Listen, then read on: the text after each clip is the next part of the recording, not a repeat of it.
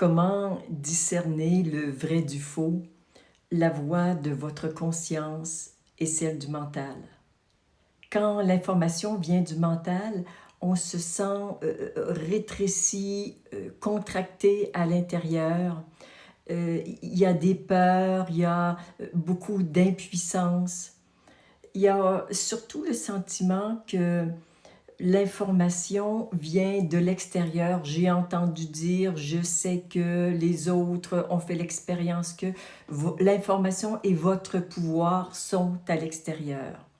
Et il y a aussi un sentiment de quelque chose de superficiel.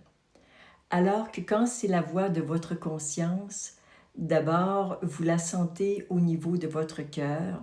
C'est beaucoup plus corporel, c'est plus profond. Et les sentiments qui y sont associés, c'est souvent la joie, l'amour, un sentiment de quelque chose qui s'élève en soi.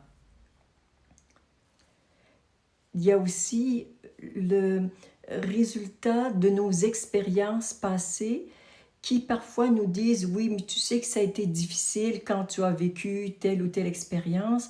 Oui, mais les difficultés ne sont pas ce qui est important de regarder, mais c'est tous les chemins que ça l'a ouvert. » Donc, de vraiment regarder les expériences passées, non pas dans une partie de l'expérience, mais dans quelque chose de beaucoup plus vaste.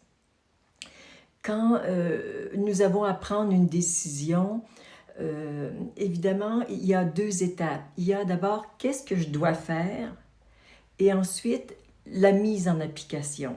C'est tout à fait autrement. Je peux savoir que je dois changer de maison, changer d'emploi, quitter mon compagnon ou ma compagne, mais c'est important de juste regarder quelle est la décision à prendre, de se laisser le temps d'intégrer cette décision quelques heures, quelques jours, voire souvent quelques semaines, pour vraiment qu'elle descende en soi, pour que ensuite je puisse juste savoir quel est le prochain pas que je dois faire en lien avec cette bonne décision.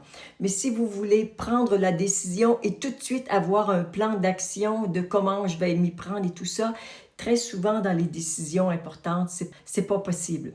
Donc, prenez la bonne décision et ensuite laissez-vous le temps de l'intégrer et de voir quel est le prochain pas. Et ce sera beaucoup plus doux, beaucoup plus fluide et beaucoup plus facile.